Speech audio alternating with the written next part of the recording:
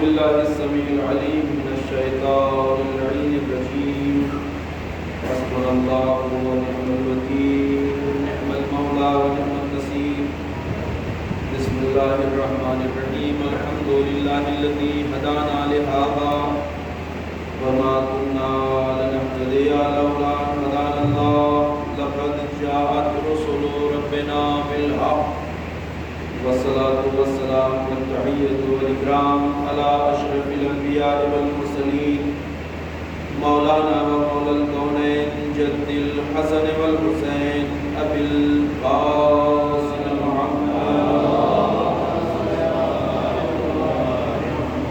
وعلى آله الطيبين الطاهرين المعصومين المظلومين الذين أذهب الله الله عنهم الرجس وطهرهم تطهيرا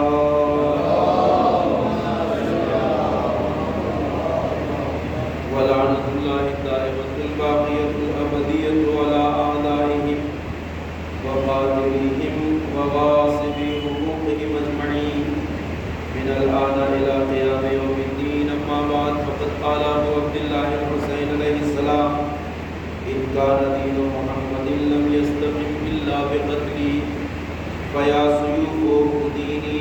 صلوات محمد.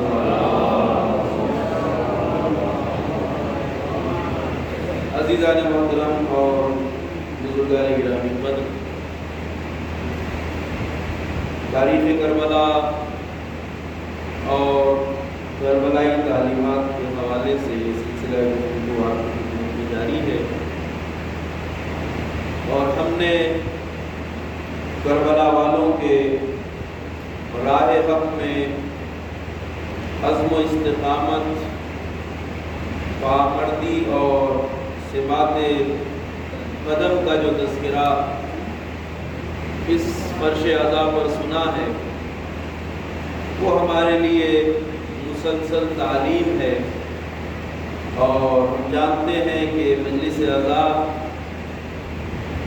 ایک درسگاہ ہے، اور درسگاہ میں آنے کا تقاضا یہ ہے کہ جب انسان کسی درسگاہ میں جاتا ہے تو ہر روز ایک نیا سبق سیکھ کے واپس جاتا ہے. اسی لیے ہماری کوشش بھی یہ ہونا چاہیے کہ جب مجلس عزا میں آئیں تو یہاں سے معرفت کا ایک نیا گوشہ، نیا مفہوم، نیا مطلب لے کے جائیں. اور اگر اس زاویے سے ہم کوشش کریں گے اور پابندی کے ساتھ اس خیال کو اپنے اندر راسخ کر لیں گے کہ مجلس عزا درسگاہ عمل ہے، درسگاہ زندگی ہے، تو اگر ہم حساب لگائیں اور یہ سوچیں کہ ہم اگر ایک مجلس سے ایک بات بھی لے کے جاتے ہیں تو ایک سال میں ہماری معلومات کا دائرہ کتنا وسیع ہونا چاہیے. کیونکہ یہ درسگاہ ہے، یہ اوپن یونیورسٹی ہے جہاں اہم ترین مطالب، باریک ترین باتیں اور گہرے ترین نکات علمی بیان کیے جاتے ہیں. تربیت نفس کے حساب سے سماجیات، سیاسیات، طبیعیات، تربیت نفس، تربیت خانوادہ، ہر لحاظ سے یہاں مفاہیم بیان کیے جاتے ہیں. تو درسگاہ کی خاصیت یہ ہوتی ہے کہ وہ انسان کو علم کے میدان میں آگے بڑھاتی ہے، اور اگر آگے نہ بڑھائے تو وہ درسگاہ نہیں ہے. ظاہر سی بات ہے، ایک یونیورسٹی میں ایڈمیشن لینے والا اسٹوڈنٹ چند سالوں میں پی ایچ ڈی کی ڈگری لے کر نکل جاتا ہے، لیکن مجلس عزا میں آنے والا اگر 50 سال تک بھی اس کی معلومات میں اضافہ نہ ہو تو پھر اسے سوچنا چاہیے کہ وہ کس لیے مجلس عزا میں آیا تھا. ظاہر سی بات ہے کہ جو مفاہیم بیان کیے جائیں اس کو انسان توجہ سے سنے، اپنے علم میں، اپنی نالج میں، اپنی معرفت میں اضافہ کرے. تو درسگاہ کی خاصیت ہے علم کے لحاظ سے انسان کو بلندی کی طرف لے جانا، اور یہ وہ فریضہ ہے جو ہم سب پر ہے. عزاداری سید الشہداء کے بہت سارے پہلو ہیں. سب سے پہلا جو پہلو ہے وہ ہمارے سامنے اس کی عزا کا پہلو ہے، یعنی عزا ہے، ماتم داری ہے، گریہ وزاری ہے. مگر ماتم داری اور گریہ وزاری واقعہ کربلا کا وہ پہلو ہے جس کا تعلق احساسات سے ہے، جذبات محبت سے ہے، جذبات عقیدت سے ہے، ہماری اس ولایت سے ہے جو اہل بیت اطہار کے ساتھ ہماری وابستگی ہے. کیونکہ حسین ابن علی علیہ السلام کا نام نامی اسم گرامی ایسا نام ہے کہ جب کسی مومن کے سامنے آتا ہے تو دل چاہے نہ چاہے محزون اور مغموم ہو جاتا ہے. انسان کی طبیعت غم سے بھر جاتی ہے. اور وہ مفہوم آپ سب نے سنا ہی ہوا ہے کہ انا قتیل الابرار، سید الشہداء کا یہ جملہ ہے، میں کشتہ گریہ ہوں، میں قتیل اشک ہوں، یعنی میں وہ شہید ہوں کہ جس کا ذکر جیسے ہی آتا ہے تو آنکھوں سے آنسو رواں ہو جاتے ہیں۔ لا یذکرنی المؤمن الا استعبرا، کبھی بھی کوئی مومن مجھے یاد نہیں کرتا مگر یہ کہ جیسے ہی یاد کرتا ہے تو اس کی آنکھوں سے آنسو رواں ہو جاتے ہیں۔ ظاہر سی بات ہے ہماری اشک سید الشہداء کے نام سے آنکھیں اشکبار ہو جاتی ہیں۔ یہ پہلو ہے عشق کا، احساس کا، عاطفت کا، محبت کا، اس ولایت کا جو ہمارے اہل محمد علیہ السلام کے ساتھ ہے۔ دوسرا پہلو جو بہت قابل غور ہے وہ عملی پہلو ہے کربلا کا، یعنی جتنے مصائب کربلا والوں نے برداشت کیے، جن مصیبتوں کو کربلا والوں نے برداشت کیا، جیسے سخت ترین حالات میں کربلا والے ثابت قدم رہے، ان حالات کے بارے میں اگر ہم یہ سوچیں اور تصور کریں کہ سارا گریہ و زاری، سارا اشک فشانی، سارا ماتم و عذاب اس مظلومیت کی وجہ سے ہے جو میدان کربلا میں اہل بیت اطہار پر ظلم ہوئے، تو اب سوال یہ ہے کہ اتنی مظلومیت کیوں ہوئی اہل بیت کی؟ آیا انہوں نے شہادتیں بس اس لیے دی ہیں کہ قوم قیامت تک ان کا ماتم کرتی رہے، گریہ کرتی رہے، ان پر اشک فشانی کرتی رہے؟ نہیں، یہ ان کا مقصد نہیں تھا، یہ ہماری محبت کا تقاضا ہے۔ ان کا مقصد یہ نہیں تھا، ان کا مقصد تھا قیامت تک آنے والے انسانوں کو ایک سلیقہ زندگی سکھانا، یعنی اگر دین کے راستے پہ ہو، مذہب کے راستے پہ ہو، احترام شریعت جانتے ہو، عزت دین کی پاسداری کرنا چاہتے ہو، رضا الہی کو حاصل کرنا چاہتے ہو، اپنے پروردگار کی بندگی کا حق ادا کرنا چاہتے ہو، تو جہاں بھی مرحلہ حق و باطل کا آئے تو وہاں حق کے ساتھ اسی طرح ڈٹے رہنا جس طرح کربلا والے ڈٹے رہے۔ مصیبتیں چاہے اتنی بڑی آئے جتنی کربلا والوں پہ آئی ہے، اگرچہ عالم انسانیت میں کسی کے لیے اتنی بڑی مصیبتوں کا تصور نہیں کیا جا سکتا، مگر وہ ہمارے لیے نمونہ عمل ہے۔ یعنی اگر سختیاں اتنی بھی آئیں کہ جہاں 3 دن کی بھوک اور پیاس میں تمہارا چاروں طرف سے گھیراؤ کر لیا گیا ہو، ہر طرف سے پہرا بٹھا دیا گیا ہو، افواج کے درمیان میں ہو، مگر تب بھی رضا الہی کے راستے سے قدم نہ اٹھانا، یہ سبق ہے کربلا کا۔ اور میں نے عرض کیا تھا کہ کربلا ختم نہیں ہوئی ہے، کربلا شروع 61 ہجری میں ہوئی تھی مگر جاری آج بھی ہے۔ ہر دور کا انسان اپنے زمانے کی کربلا میں کھڑا ہے، اور یہی تو وجہ ہے کہ وہ مقولہ ہماری زبانوں پر ہے، کل ارض کربلا کل یوم عاشورا، سب کے کان آشنا ہے جملہ، یعنی ہر دن روز عاشورا ہے، ہر زمین زمین کربلا ہے۔ جملہ سن لیتے ہیں ہم مگر مفہوم اس کا کیا ہے؟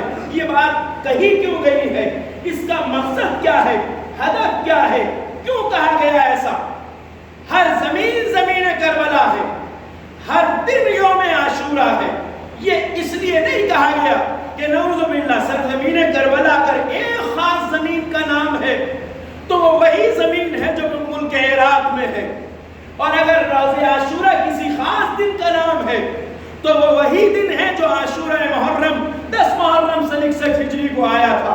مگر ہر زمین اور ہر روز کا مطلب یہ ہے کہ جب تم عملی زندگی میں قدم اٹھا رہے ہو تو یہ دیکھتے جاؤ کہ تم اگر حسینی ہو تو زمانے پہ نظر رکھو، کہاں پر یزیدیت سر اٹھا رہی ہے، کہاں شمر کا مزاج تمہارے سامنے آ رہا ہے، کہاں عمر سعد کا کردار تمہارے سامنے ہے، کہاں ابن زیاد جیسے ستمگر سماج پر مسلط ہیں۔ بس جب سماج پر ایسے بد کردار آ کے مسلط ہو جائیں، یعنی جہاں پر عصر حاضر میں تمہارے دور میں یزیدیت سر اٹھائے، وہاں اس کے سامنے حسینی کردار لے کے کھڑے ہو جاؤ، اور جس زمین پر بھی کھڑے ہو جاؤ گے وہی تمہارے لیے کربلا ہے، اور جس دن کھڑے ہو جاؤ گے وہی روز عاشورا ہے۔ ایک صلوات پڑھیے بر محمد۔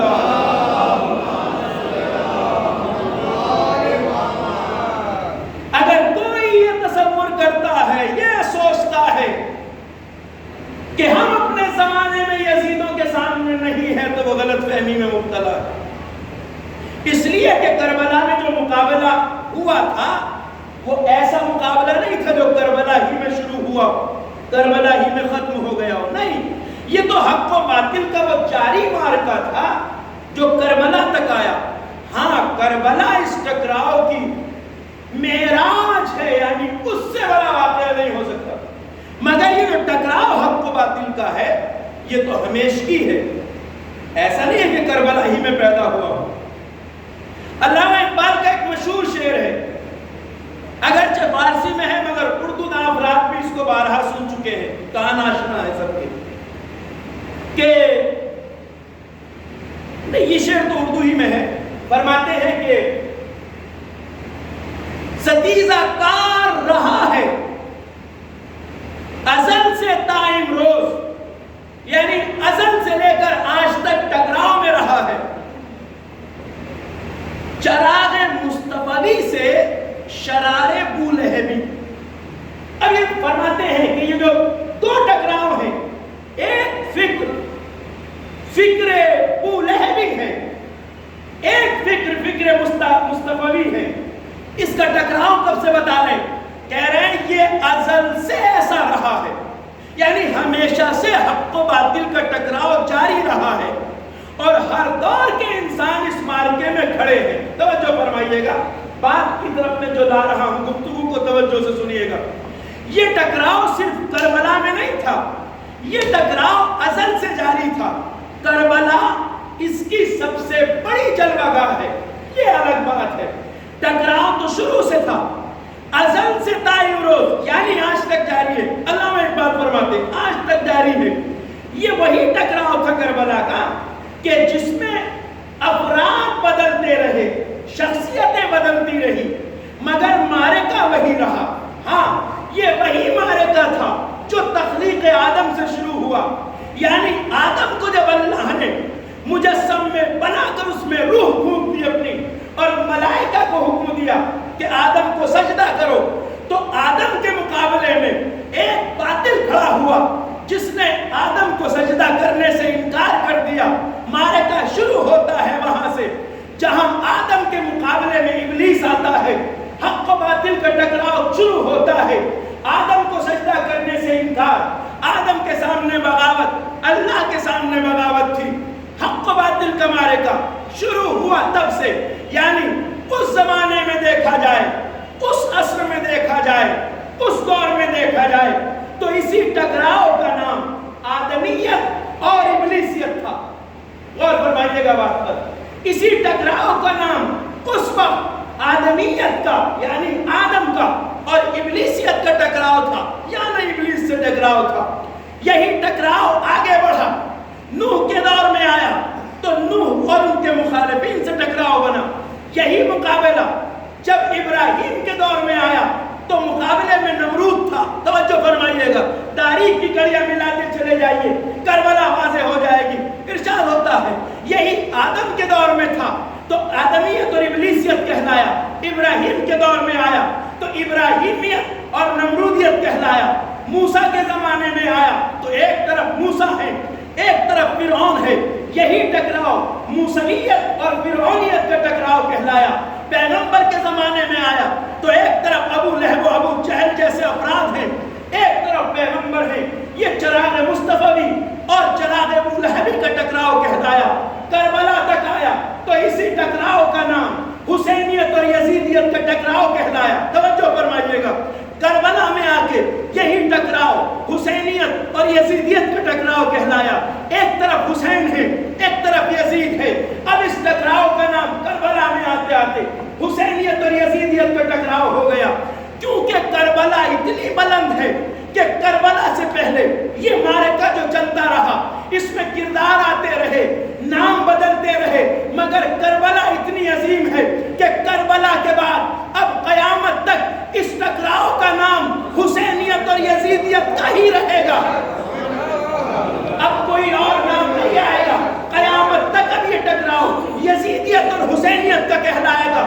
لہٰذا آدم سے لے کے کربلا تک نام بدلتے رہے، کربلا سے قیامت تک ٹکراؤ کے دو ہی نام ہوں گے، حسینیت کا اور یزیدیت کا۔ اب ہر دور کے لوگوں کو یہ اختیار ہے، ان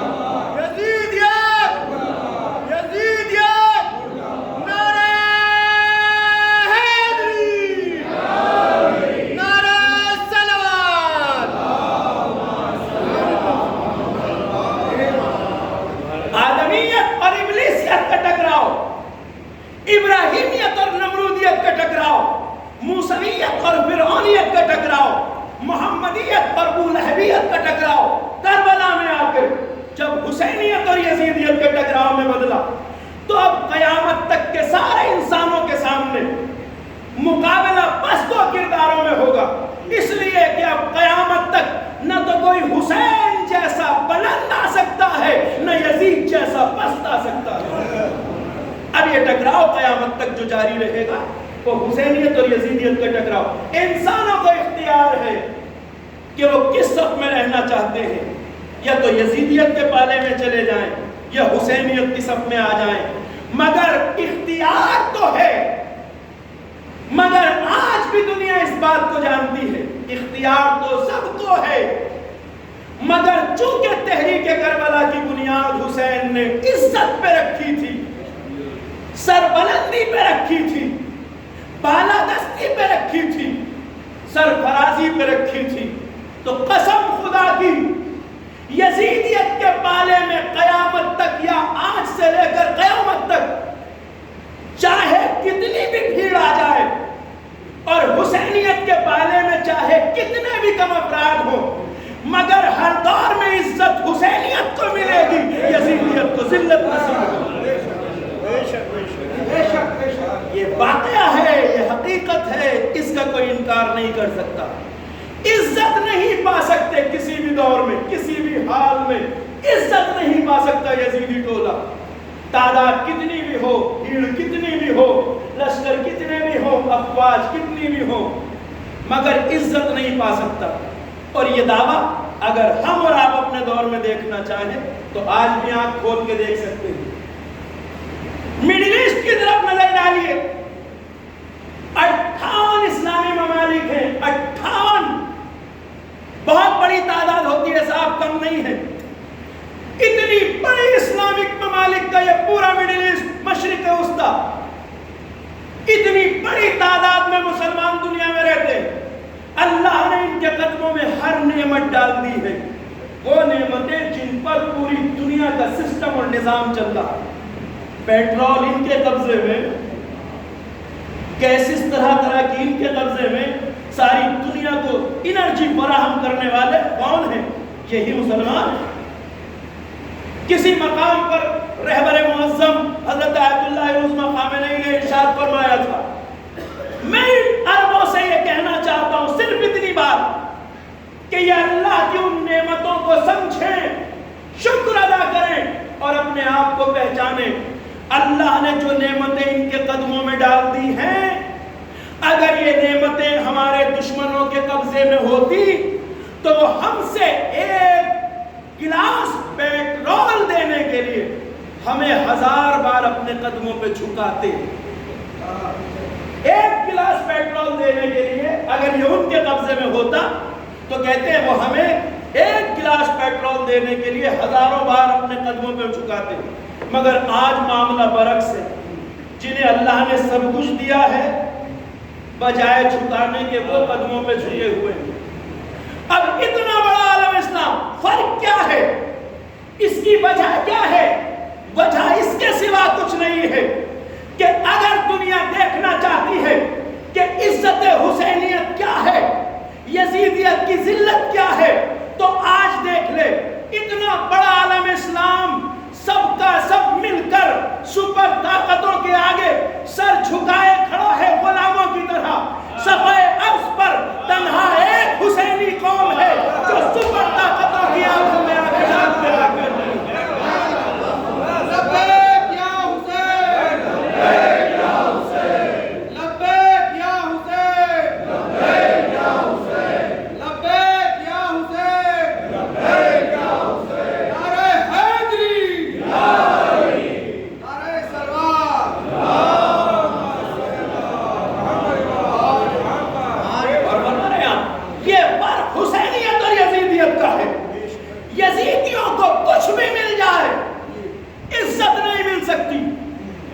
دیکھیں نا, پوری تاریخ اٹھا کے دیکھ لیجیے آپ, شروع سے لے کر آج تک پوری تاریخ گواہ ہے.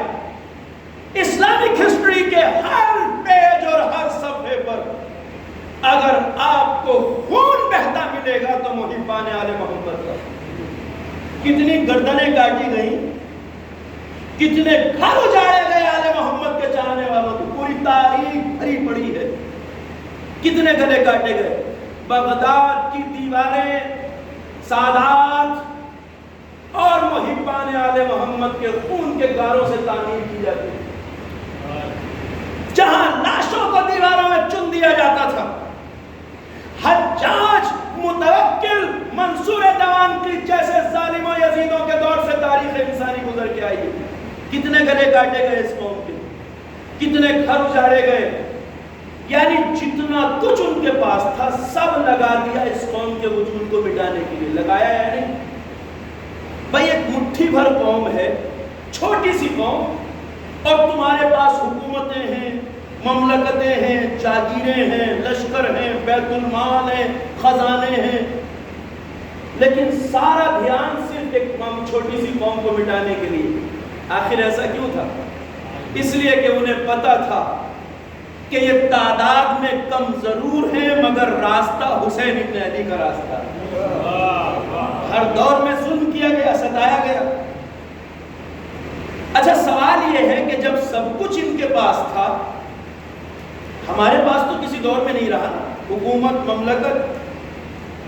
دیکھیے ایک بات میں اس کی وضاحت کے لیے کہہ دوں کہ عداوت ہی وہ جذبہ ہے کہ جو محبت ہی کی طرح بے وجہ نہیں ہوتا، یعنی جیسے محبت کے لیے کوئی وجہ ہوتی ہے ویسے ہی عداوت کے لیے بھی کوئی وجہ ہوتی ہے۔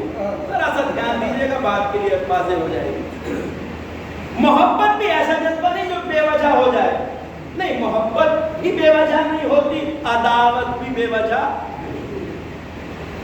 بھائی راستے پہ سینکڑوں آدمی سڑک سے گزر رہے ہیں، نہ ان سے آپ کو کوئی خاص محبت ہے نہ عداوت، چونکہ نہ محبت کی کوئی خاص وجہ ہے نہ عداوت، انسانی رشتہ اپنی جگہ، لیکن ان سے آپ کو کوئی نفرت عداوت نہیں، کیونکہ عداوت کے لیے بھی وجہ چاہیے۔ اب میرا سوال یہ ہے کہ دشمنان اسلام کو، دشمنان دین کو، دشمنان شریعت کو ہر دور میں اہل بیت کے چاہنے والوں سے عداوت کیوں رہی؟ وجہ تلاش کیجئے نا، کیوں رہی عداوت؟ وجہ کیا تھی؟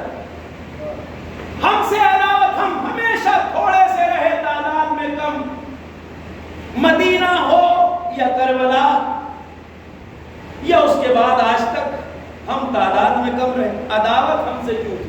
وجہ عداوت کی کیا تھی؟ میرے بچوں اور جوان خاص طور سے سنیں اس بات کو۔ عداوت کی وجہ کچھ مادی ہوتی ہیں، اگر ان ساری وجہوں پہ آپ نظر ڈالیں ایک ایک کر کے تو واللہ ہم سے عداوت کی کوئی وجہ ہی نہیں بنتی۔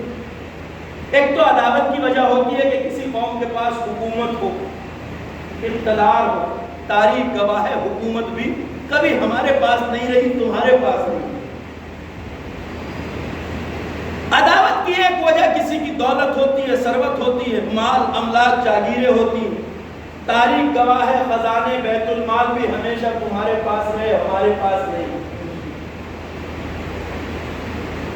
عداوت کی وجہ کسی کی طاقت ہوتی ہے، لشکر، افواج، فوجیں، تو تاریخ گواہ ہے فوجیں، لشکر بھی کبھی ہمارے پاس نہیں رہے، ہمیشہ تمہارے پاس رہے۔ اگر مادی وجوہات میں آپ تلاش کریں گے تو واللہ ہم سے عداوت کی کوئی وجہ نہیں بنتی، ہم آل محمد کے چاہنے والوں سے، نہ حکومت، نہ دولت، نہ جاگیریں، نہ لشکر، پھر کیوں ہے عداوت؟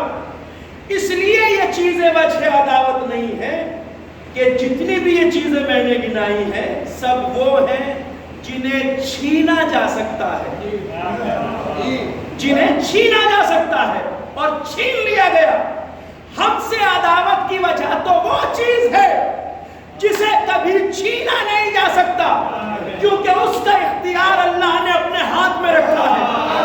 میں بتا رہا ہوں آپ کو، ہم سے عداوت کی وجہ وہ چیزیں نہیں ہیں جنہیں چھینا جا سکے، عداوت کی وجہ وہ چیز ہے جسے کوئی چھین نہیں سکتا، کیونکہ اللہ نے اس کا اختیار اپنے ہاتھ میں رکھا ہے۔ اس نے آواز دی، آیت پڑھ رہا ہوں، بات واضح ہو جائے گی۔ اس نے کہا وَتُعِزُّ مَن تَشَاءُ وَتُذِلُّ مَن تَشَاءُ، بس وہ اللہ ہے جسے چاہتا ہے عزت دیتا ہے، جسے چاہتا ہے ذلیل کرتا ہے۔ صلوات پڑھیے بر محمد۔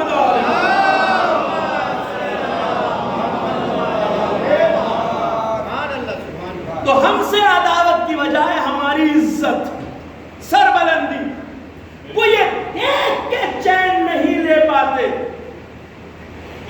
دیکھ کے انہیں سکون نہیں ملتا، یہ دیکھ کے انہیں اپنے محلوں میں چین کی نیند نہیں آتی کہ ہمارے پاس دولت ہے، حکومت ہے، فوجی طاقت ہے، سب کچھ ہے، مگر عزت کبھی حاصل نہیں کر پائے۔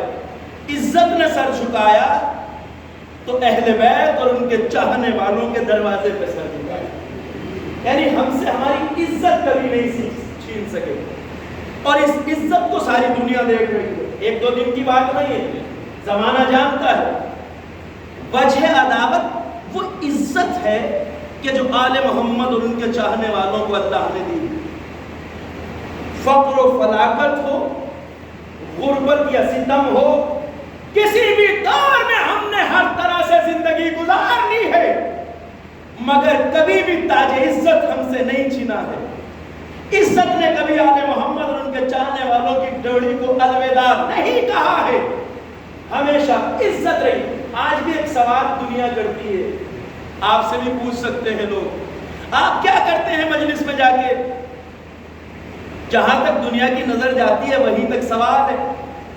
وہ پوچھتے ہیں مجلس میں جا کے آپ کیا کرتے ہیں، آپ جو شیعہ ماتمدار کیا کرتے ہو مجلس میں جا کے، کیا ملتا ہے؟ تم جاتے ہو، روتے ہو، گریا کرتے ہو، آنسو بہاتے ہو، اٹھ کے آ جاتے ہو، کیا ملتا ہے؟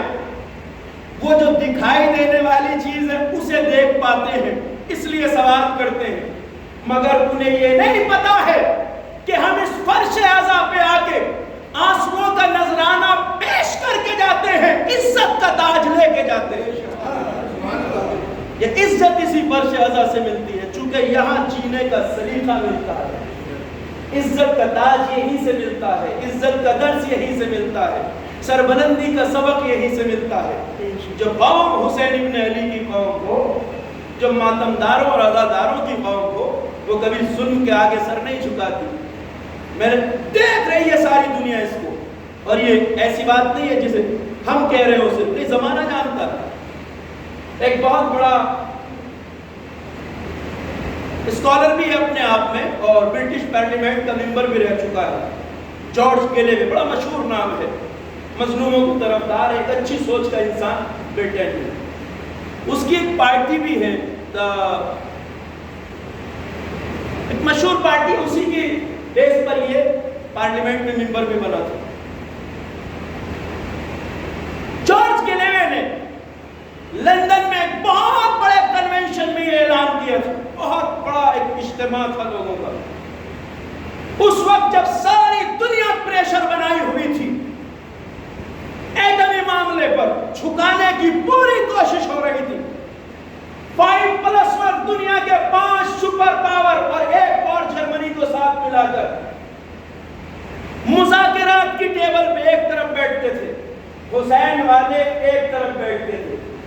ارے دنیا والوں، طاقت کے توازن کا اندازہ تو اسی دن ہو جانا چاہیے تھا جب ایک کے مقابلے میں 6 بیٹھتے تھے۔ یہ بھی نہیں کہ چھوٹے موٹے، دنیا کی سپر پاورز ایک طرف، حسین والے ایک طرف، اتنا پریشر جھکانے کے لیے، اتنا پریشر قدم پیچھے ہٹانے کے لیے، ساری دنیا اس دباؤ کو محسوس کر رہی تھی۔ اسی وقت جارج گیلیوے نے لندن میں ایک اعلان کیا تھا، بہت بڑے کنونشن میں کہا تھا، میں یورپ والوں سے بھی کہنا چاہتا ہوں، میں امریکہ والوں سے بھی کہنا چاہتا ہوں، سب کان کھول کے سن لو کہ اس قوم کو تب تک نہیں جھکا سکتے جب تک اس کے پاس حسین ابن علی کی تعلیمات ہیں، جب تک کردار حسین ان کے پاس ہے، تم نہ انہیں جھکا سکتے ہو، نہ ان کے قدم پیچھے ہٹا سکتے ہو، انہیں جھکایا نہیں جا سکتا۔ یہ وہ عزت ہے جسے دنیا بھی دیکھ رہی ہے، سن رہی ہے۔ میں نے اپنی تعریف کر لینا اپنے منہ سے بڑی بات نہیں، الفضل ما شہدت بہ لادا، نہج بلاغہ میں مولا نے ایک جگہ فرمایا ہے، سچی فضیلت وہ ہے جس کی دشمن بھی گواہی دے۔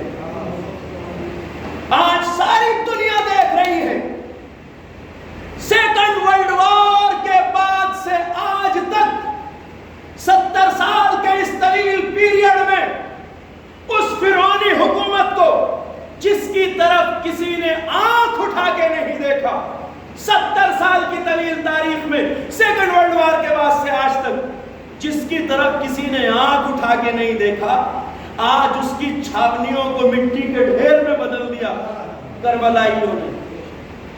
معمولی بات نہیں ہے۔ جنرل سلیمانی کی شہادت کا انتقام ابھی جنرل قانی جنہوں نے ان کی جگہ لی ہے، انہوں نے کہا ہے کہ عین الاسد چھاونی کی بربادی اور تمہارے مختلف جنگی جوڑوں کی بربادی قلب کے اندر، یہ قاسم سلیمانی کا بدلہ نہیں ہے، یہ صرف قاسم سلیمانی کی جوتیوں کا بدلہ ہے جو تمہارے حملے میں برباد ہوئے۔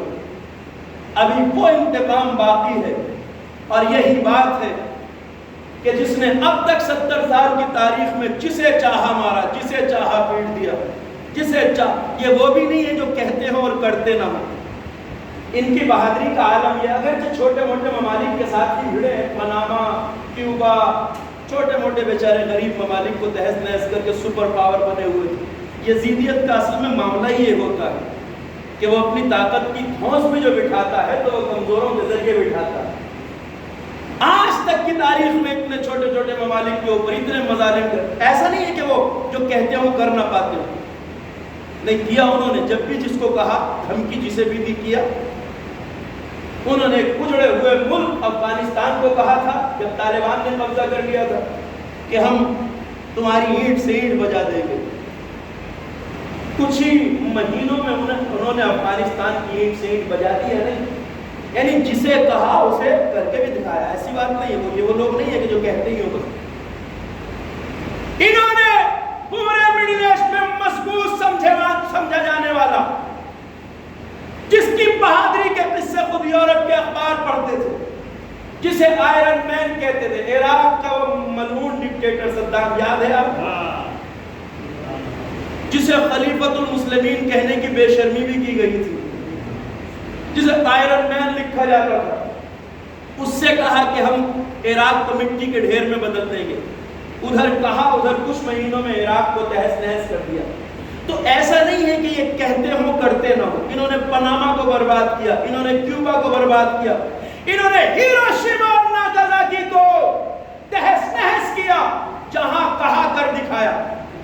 مگر جن کی عمریں ہیں انقلاب اسلامی کے ابتدا سے، وہ آج غور کریں بیٹھ کر، 40 سال سے زیادہ کی اس پوری مدت میں شاید کوئی سال ایسا نہیں آتا جس سال یہ نہ کہتے ہو کہ اب حملہ کر دیں گے، تب حملہ کر دیں گے۔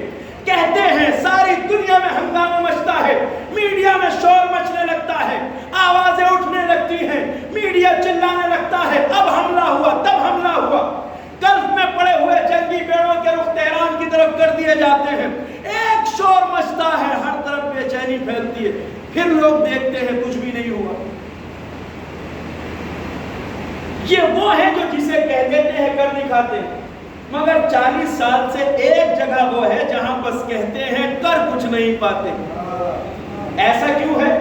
اس کی وجہ اس کے سوا کچھ نہیں ہے کہ انہیں یہ اچھی طرح پتا ہے کہ یہ نہ عراق ہے نہ افغانستان، اگر یہاں حملہ کرنے کی غلطی کی تو مقابلہ اس قوم سے ہوگا جو جینا بھی کربلا سے سیکھتی ہے، مرنا بھی کربلا سے سیکھتی ہے۔ ایک صلوات پڑھیے بر محمد علیہ۔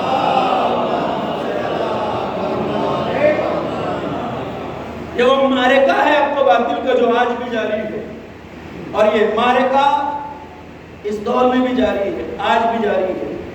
ہماری ذمہ داری ہے۔ حسینیت باطل کے آگے جھکنے کا نام نہیں، حسینیت ظلم سے ٹکرانے کا نام ہے۔ اسی لیے کبھی بھی ایسے لوگوں کے نہ دھوکے میں آئیے اور نہ فریب میں آئیے جو ظالموں کی حمایت کرتے ہیں، جو قاتلوں کی حمایت کرتے ہیں، جو بدکار لوگوں کی محفل میں جا کے بیٹھتے ہیں۔ کربلا تو چاہتی ہے کہ انسان کے اندر جرأت و ہمت ہو۔ کربلا ایسے رہنماؤں کو چاہتی ہے جن میں جرأت ہو ظلم کے خلاف بولنے کی۔ کربلا چاہتی ہے ان جوانوں کو جنہوں نے داعش کے آنے کے بعد بھی سیریا اور عراق میں مقامات مقدسہ کی حفاظت کی۔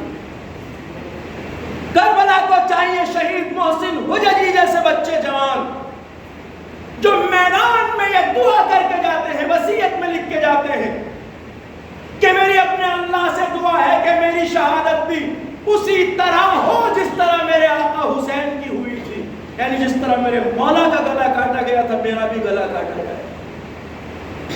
اور داعش کے جلادوں نے اس جوان کا گلا کاٹا تھا، شہید محسن حججی آپ کو یاد ہونے چاہیے۔ کربلا ایسے سورماؤں کو چاہتی ہے۔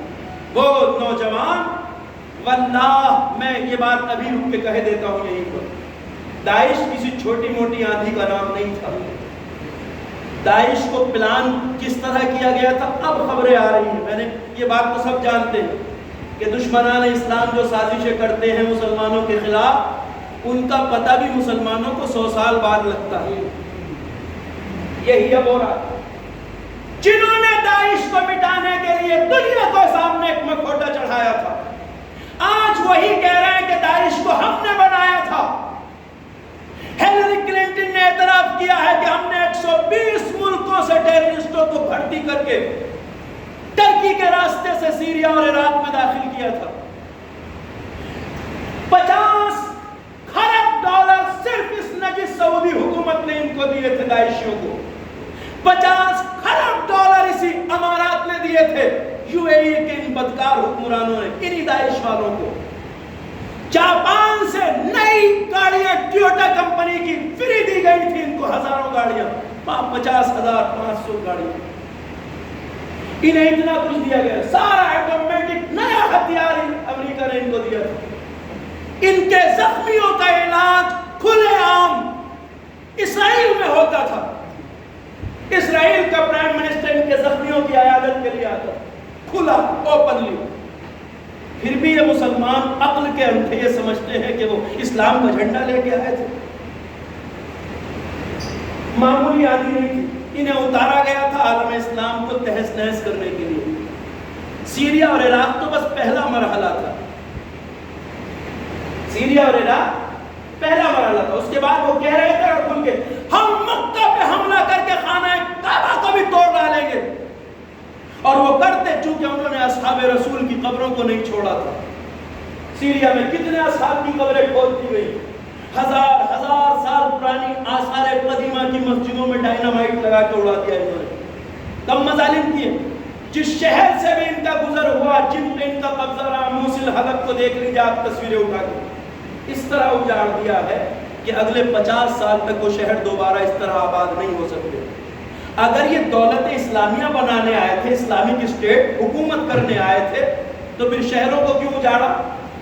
جو حکومت کرنے آتا ہے وہ شہروں کو نہیں اجاڑتا، وہ اجاڑتا ہے جسے اجاڑنے کے لیے ہی بھیجا گیا ہو۔ انہیں بھیجا تھا عالم اسلام کو اجاڑنے کے لیے، مگر جنہوں نے انہیں اتارا تھا لمبی مدت کے لیے، 35 یا 30 سال کے لیے انہیں اتارا تھا کہ اس عرصے میں مڈل ایسٹ میں جتنے بھی اسلامی ممالک ہیں سب کو ایک ایک کر کے اسلامک اسٹیٹ کے نام پہ تباہ کر دو۔ اور یو این او میں بات فکس ہو چکی تھی کہ جیسے ہی اسلامک اسٹیٹ اپنا جھنڈا لہرائے گی اور اپنی حکومت کا اعلان کرے گی، یو این او سب سے پہلے اسے مانیتا دے گا۔ یہ سب کچھ طے ہو چکا تھا۔ آج امریکہ میں بیٹھ کر اس بات پہ غور ہو رہا ہے کہ جنہیں ہم نے اتنے لمبے پیریڈ کے لیے اتارا تھا، آخر کیا ہوا؟ جنہیں 30 سال کے لیے اتارا تھا یہ 3 سال بھی نہ ٹک پائے۔ کیا ہوا آخر؟ جب انہوں نے گہرائی سے اس بات کا جائزہ لیا کہ غلطی ہم سے کہاں ہوئی، تو تب سمجھ میں آیا ان کی کہ غلطی ہم سے یہ ہوئی کہ پہلے ہی مرحلے میں اس قوم سے ٹکرا گئے جو حسینی قوم تھی، جس کا راستہ کربلا کا راستہ۔ وہ کل چلے تھے زینب کبریٰ کے روضے کو مسمار کرنے کے لیے، اعلان کیا تھا زینب کے روضے کو گرا دیں گے، یکساں کر دیں گے خاک کے ساتھ، وہی کریں گے جو اصحاب کی قبروں کے ساتھ کیا تھا، کھلا اعلان تھا۔ ہاتھ میں ضمیر فروش مفتیوں کے فتوے ٹنگ رہے تھے کہ یہ سب کرنا جائز بھی ہے، واجب بھی ہے۔ اسلامی نام لے کر پڑھے تھے زینب کبریٰ کے روضے کی طرف۔ مگر میری جانیں فدا ان جوانوں پر کہ جنہوں نے اپنے عصر حاضر کی کربلا میں لبیک یا حسین کہہ کے قدم رکھا، چونکہ ان کے کان آج کی کربلا میں سن رہے تھے کہ حسین کی آواز آ رہی ہے، حل من ناصر ینصرنا، حل من مغیث یغیثنا۔ وہ سن رہے تھے حسین کی آواز جب حسین کربلا میں کہہ رہے تھے، حل من ذات بن یذوب عن حرم رسول اللہ، ہے کوئی ایسا دفاع کرنے والا، کون ہے وہ ڈیفینڈر جو آ کے اولاد رسول اللہ کے خیموں کی حفاظت کرے، نبی ذاتیوں کی حفاظت کرے۔ وہ سن رہے تھے، حسین نے آواز 1400 سال پہلے دی تھی، مگر آج کی کربلا میں جو بیدار تھے وہ لبیک کہتے ہوئے گئے زینب کبریٰ کے روضے کو بچانے کے لیے، اور داعش خود تاریخ کے کوڑے دان میں دفن ہو چکی ہے الحمدللہ، اور زینب کبریٰ کا روضہ آج بھی منارہ عزت بنا کھڑا۔ کس نے کیا؟ انہی سورماؤں نے جو کربلا کو سمجھتے ہیں، جو سمجھتے ہیں کل ارض کربلا کل یوم عاشورہ کا مطلب کیا ہے۔ سلام شہید قاسم سلیمانی پر، شہید ابو مہدی المہندس پر، سلام باقر النمر پر، سلام شیخ ابراہیم زقزاقی جیسے سورماؤں پر۔ میں بلا خوف تردید یہ بات کہہ سکتا ہوں کہ 72 کربلا میں تھے حسین کے خیمے میں، آج کے دور میں ان کرداروں نے ظلم کے نغمے میں گھرے ہونے کے باوجود ثابت قدم رہ کے یہ ثابت کر دیا کہ یہ بھی خیمہ حسین کے بچے ہوئے وہ کردار تھے جنہوں نے 1400 سال بعد جنم لیا۔ بات بڑی کہہ رہا ہوں، مزاجوں پہ بار نہ ہو، اس لیے کہ کربلا وہ نہیں ہے کہ جو پھر سے کربلائی کردار نہ پیدا کر سکتی ہے۔ کربلا مردہ نہیں ہے، کربلا زندہ مقتل ہے۔ آپ کبھی بھی یہ نہ سمجھیں کہ جو کردار وہاں ہو سکتے تھے اب نہیں ہو سکتے، نہیں، ان کا درجہ بہت بلند ہے، مگر ان کی راہ پہ آج بھی چلا جا سکتا ہے۔ ایسا نہیں ہے کہ کربلا، ہاں کربلا والے 72 تھے، مگر آج کربلا کے راستوں پہ چلنے والے سینکڑوں جوان ہیں اس قوم کی گود میں، اس فرش ازا کی گود میں آج ہے۔ وقت تمام ہو رہا ہے، میں دیکھیں آخری بات گزارش کر رہا ہوں آپ کی خدمت میں، کل اس بات کو آگے بڑھاؤں گا۔ آپ بھی ذرا سا اپنے بچپن کی طرف لوٹیے، میں بھی یاد کرتا ہوں جب میں چھوٹا سا تھا مجلسوں میں حاضر ہوتا تھا، ہم تو ماؤں کی گود سے مجلسوں میں آتے ہیں، کسی سے اگر پوچھا جائے آپ کب سے مجلسوں میں آتے ہیں تو بتا ہی نہیں سکتا، اس لیے کہ جب ہمیں کوئی شعور بھی نہیں ہوتا تب سے ہماری ماں پر شہزا پلا۔ سلام ہماری ان ماؤں کی پاکیزہ آغوشوں پر جنہوں نے ہمیں عشق حسین ابن علی کا راستہ دکھایا۔ چھوٹا سا ذہن، جب میں مصائب کربلا میں یہ جملے سنتا تھا کہ کربلا میں ایسی مائیں تھیں، ایسی مائیں کہ جب ان کے جوان بیٹوں کی لاش خیمے میں لائی جاتی تھی تو وہ روتی نہیں تھی بلکہ سجدہ شکر ادا کر کے کہتی تھی پروردگار میری اس قربانی کو قبول کر۔ شاید آپ کے ذہن میں بھی کبھی یہ خیال آیا ہو، میں اس وقت یہ ضرور سوچتا تھا کہ آخر ایسا کیسے ہو سکتا ہے کہ کسی ماں کے جوان بیٹے کی لاش آئے اور اس ماں کی آنکھوں سے آنسو روانہ ہو، ایسا کیسے ہو سکتا ہے؟ چھوٹا سا ذہن میرا یہ سوچتا تھا۔ اور محمد کے لاش حسین لے کے آئے، زینب دونوں لاشوں کے بیچ بیٹھی، سجدہ کیا، اللہ کی بارگاہ میں ہاتھ اٹھا کے کہا پروردگار میری قربانی کو قبول کرو۔ قاسم کا لاشا آیا، علی اکبر کا لاشا آیا، سیدانیہ سجدہ کر رہی ہے، قبولیت کی دعا کر رہی ہے۔ دل سوچتا تھا آخر ایسا کیسے ہو سکتا ہے؟ مگر میری جانیں فدا ان ماؤں کی خاک قدم پر جنہوں نے اس دور میں بھی ہمیں نمونہ دکھا دیا کہ کربلا کی مائیں کیسی تھیں۔ جب آج ایسی ہو سکتی ہیں تو کربلا، اور یہ مائیں ایسے ہی نہیں پیدا ہو گئی، یہ مائیں زینب کا ذکر سن کے پیدا ہوئی ہیں، رباب کا ذکر سن کے پیدا ہوئی ہیں جو اپنے بچے کو سجا کے مقتل میں بیچتی، یہ ام لیلہ کا تذکرہ سن کے ایسی مائیں بنتی ہیں۔ آپ بھی سرچ کر لیجئے، میں نے بھی یہ ویڈیوز دیکھی ہیں۔ اس وقت جب بی بی کے حرم کی حفاظت کرنے والے ان خوبرو جوانوں کی لاشیں ان کے وطن جاتی تھی، زینب کبریٰ کے روزے کی حفاظت کرنے والے ابو الفضل عباس بریگیڈ کے ان جوانوں کی لاشیں جب روزے کو بچاتے بچاتے شہید ہو جاتے تھے، بحرین، یمن، لبنان، ایران، دیگر ممالک، حتیٰ کہ افغانستان تک جب ان جوانوں کی لاشیں اپنے گھر پہنچتی تھی تو ایک ماں کا کیا حال ہونا چاہیے جوان بیٹے کی لاش دیکھ کر، مگر آپ ان کا حال دیکھیں، ویڈیو سرچ کر سکتے ہیں آج بھی آپ، میں نے خود دیکھا ہے اپنی آنکھوں سے۔ لبنان میں ان جوانوں کی لاشیں پہنچ رہی ہیں جو شہید ہوئے ہیں بی بی کے روزے کی حفاظت میں۔ ماں بیٹے کی میت کا استقبال کرنے کے لیے کھڑی ہے، پرصدار رشتہ دار سب آئے ہوئے ہیں، اور یہ دیکھ کر آج دنیا حیرت میں ہے ان ماں کا کردار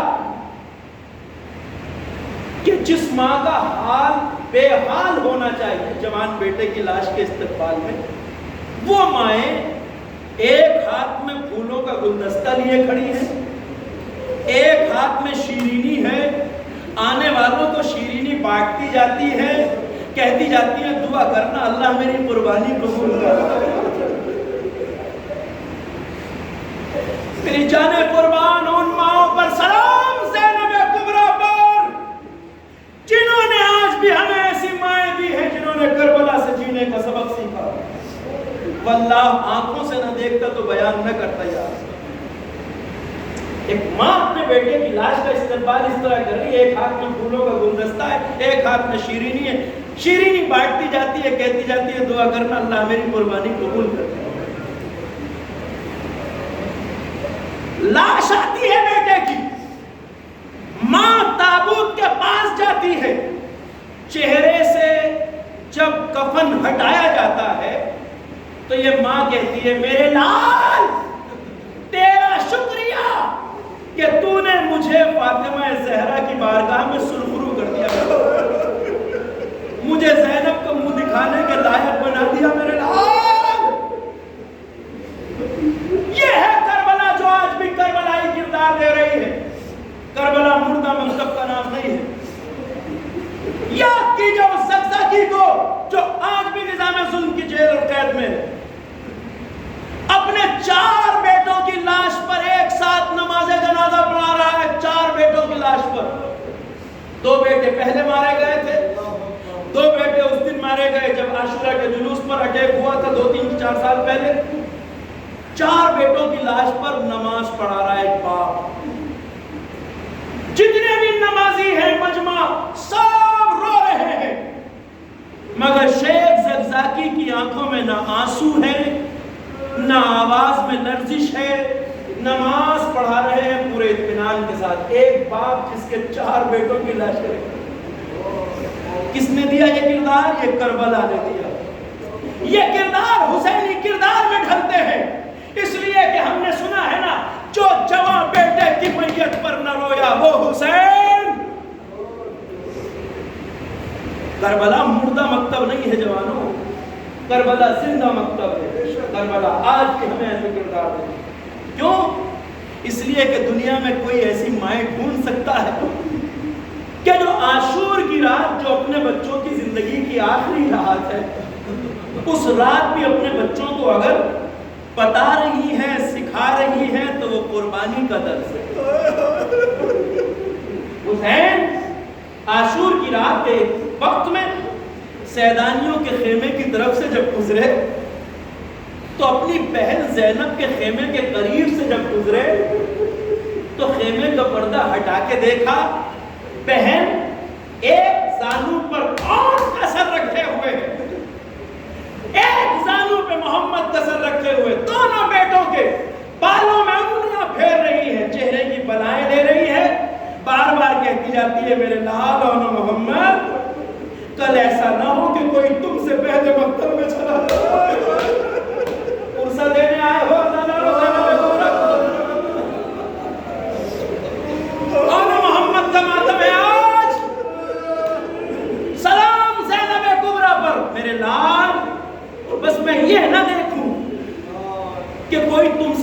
مکتب میں چلا جائے.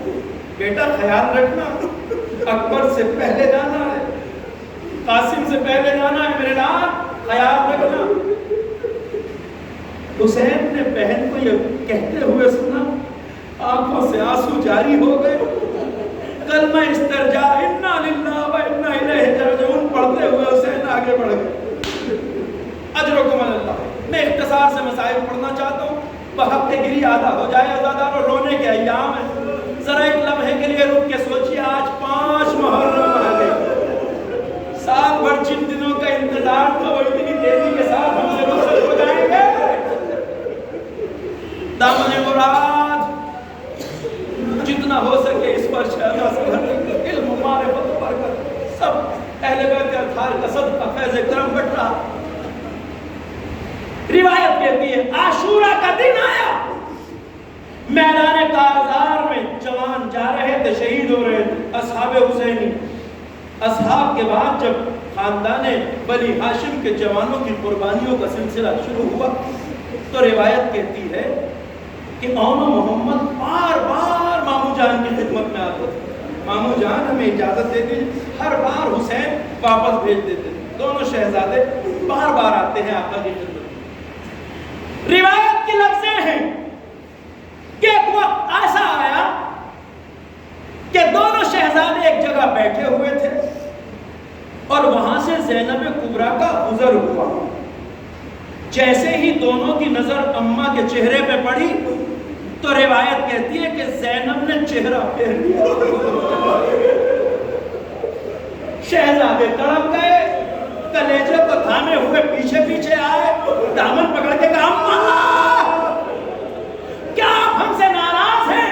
کہا اونو محمد میں دیکھ رہی ہوں کہ جوان مقتل میں جا رہے ہیں مگر تم ابھی تک نہیں گئے.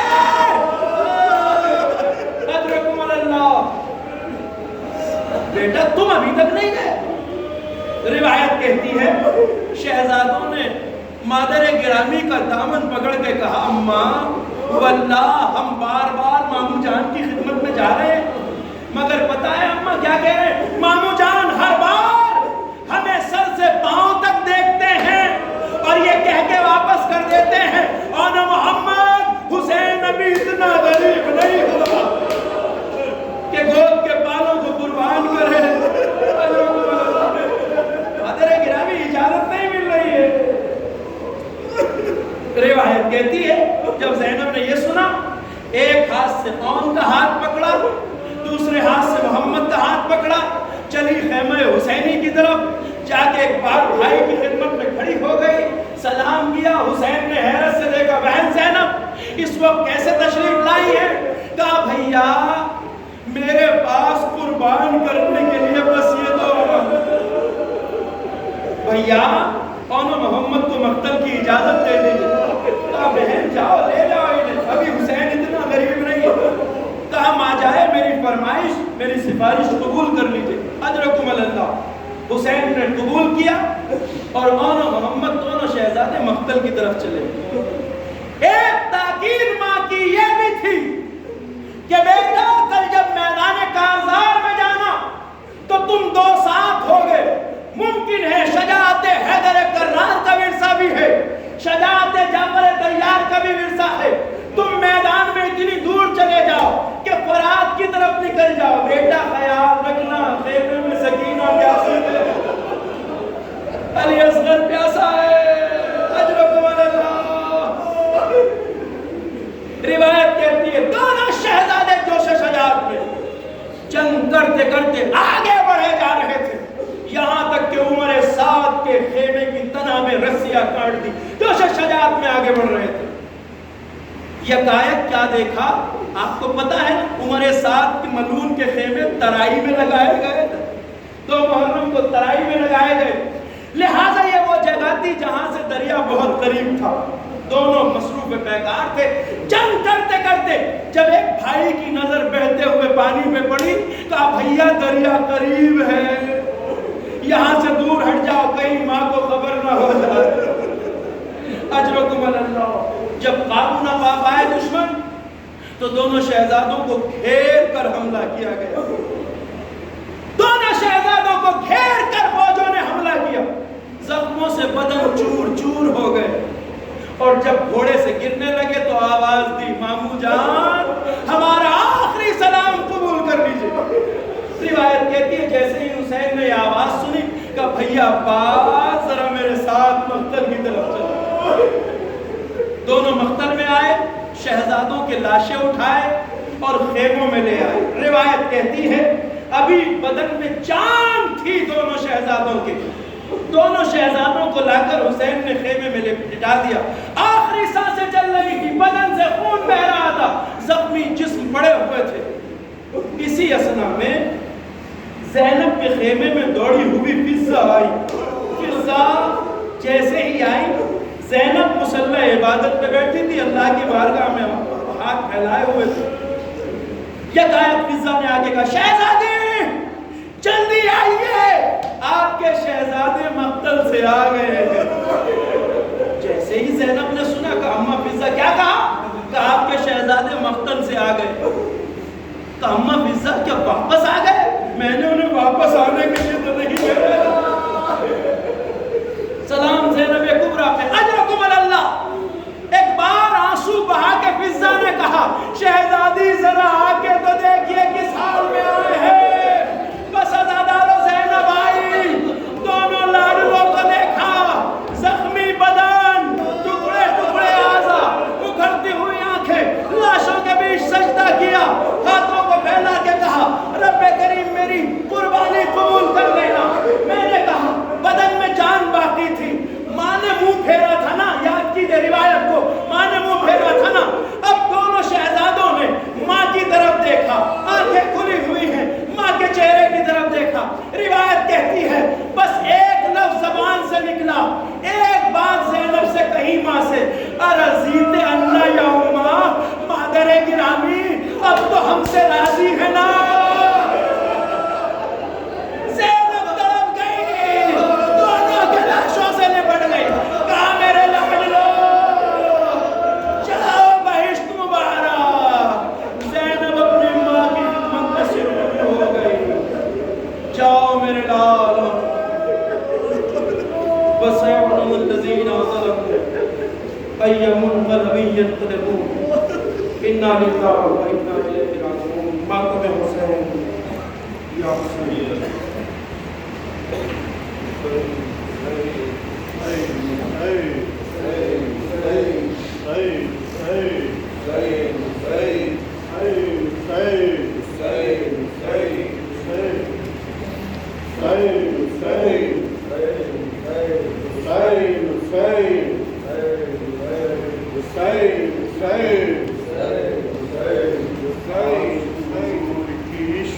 بچوں سے فرماتی تھی زینب، اے اولو محمد میرے اولو محمد، کلمہ منہ پہ جا دینی ہے سمجھاتی تھی زینب۔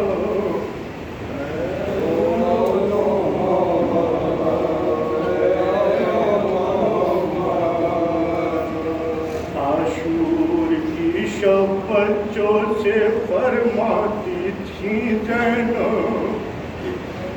اے اولو محمد میرے اولو محمد، کلمہ منہ پہ جا دینی ہے سمجھاتی تھی زینب، اے اولو محمد میرے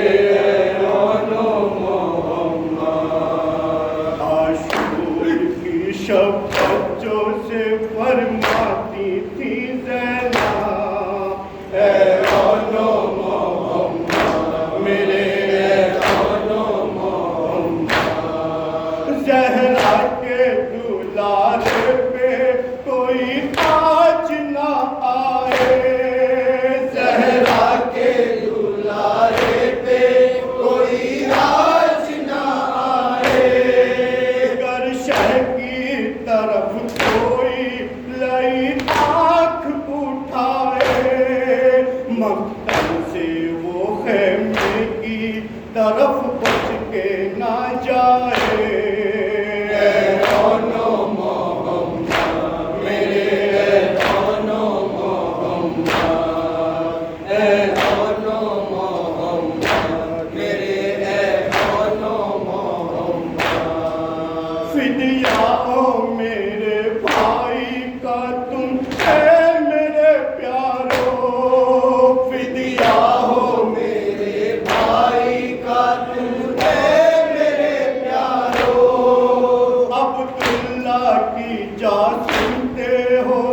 जाफर के दुलारो मैदान में जाने के लिए खुद को सवारो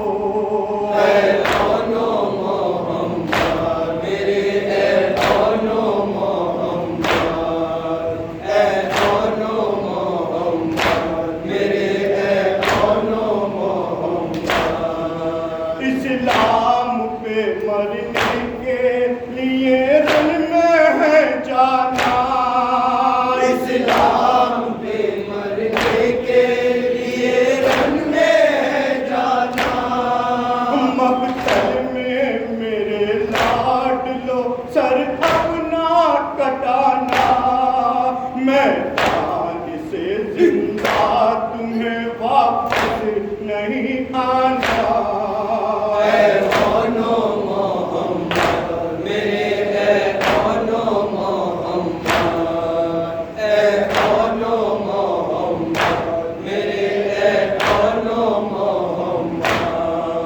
महशर में अगर बिनते पैगंबर ने ये पूछा महशर में अगर बिनते पैगंबर ने ये पूछा गुरबत में मेरे लाल पे क्या तूने लुटाया क्या फातिमा से बोलेगी ये सानिए ज़हरा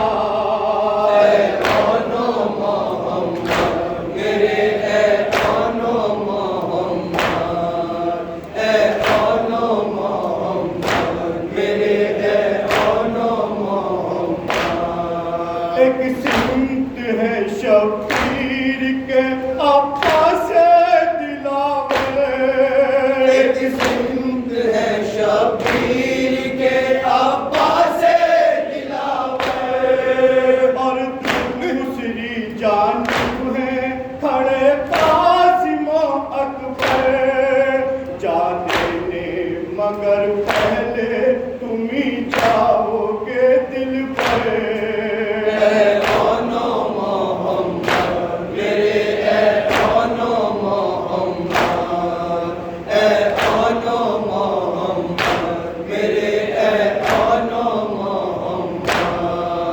मरने की रिजा पाओगे तुम शाह ज़मन से मरने की रिजा पाओगे तुम शाह ज़मन से इस वास्ते तुम दोनों को लाई हूँ वतन से माँ जाया मेरे लाडलो बिछड़े ना बहन से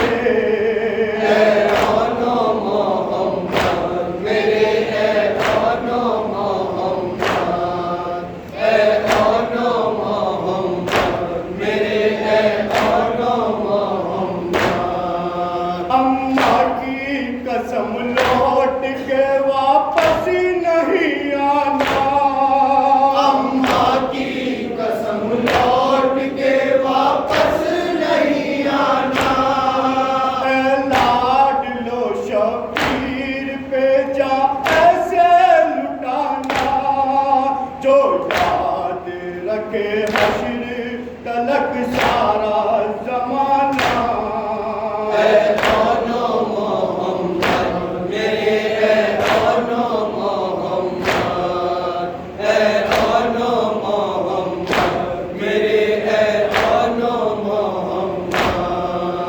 ज़रग़ाम ने लिखी है जो पुरदर्द कहानी ज़रग़ाम ने लिखी है जो पुरदर्द कहानी सुनते हैं अज़ादार वो महदी की जुबानी मजलिस में हुई जिससे बहुत अश्के फिशानी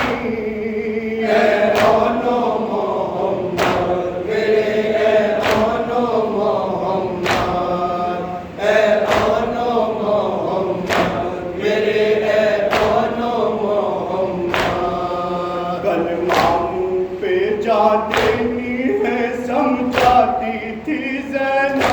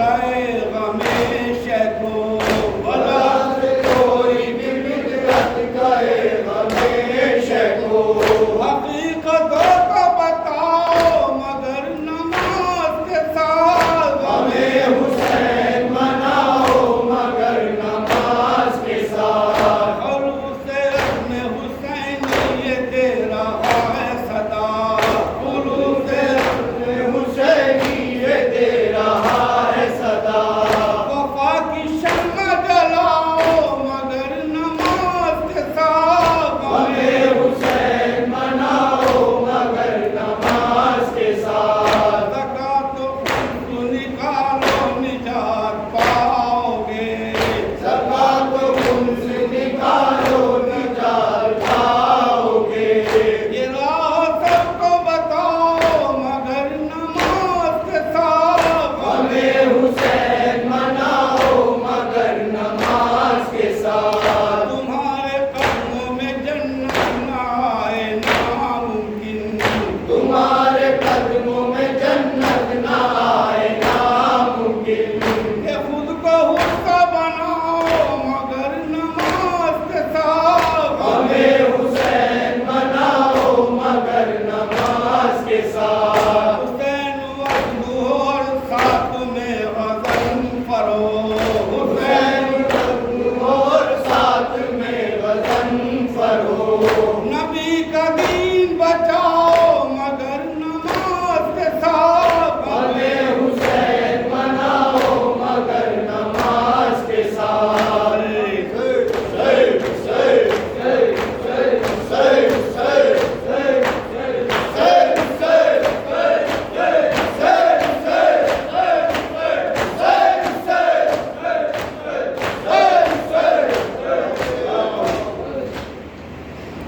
السلام علیکم یا ابا عبداللہ السلام علیکم یا ابن رسول اللہ السلام علیکم ورحمۃ اللہ وبرکاتہ السلام علیکم یا غریب الغرباء السلام علیکم یا خیر الفقراء والفقراء السلام علیکم یا شمس الشموس السلام علیکم یا انیس النفوس السلام علیکم یا ایها المسکون درزتوس السلام علیکم یا مجیشیت والسفارت فی یوم الجزائر السلام علیکم سلطان عرب والعجم یا بلسن علی بن موسیٰ ورحمۃ اللہ وبرکاتہ السلام علیکم صاحب الاسل والزمان الامان الامان الامان السلام علیکم خلیفۃ الرحمن السلام علیکم امین سوالجان السلام علیکم یا شریف القرآن السلام علیکم من زمان هذا اجر اللہ تعالی فرجک فسأل اللہ مخرجک وسبولک قرآن ثابت ورحمۃ اللہ وبرکاتہ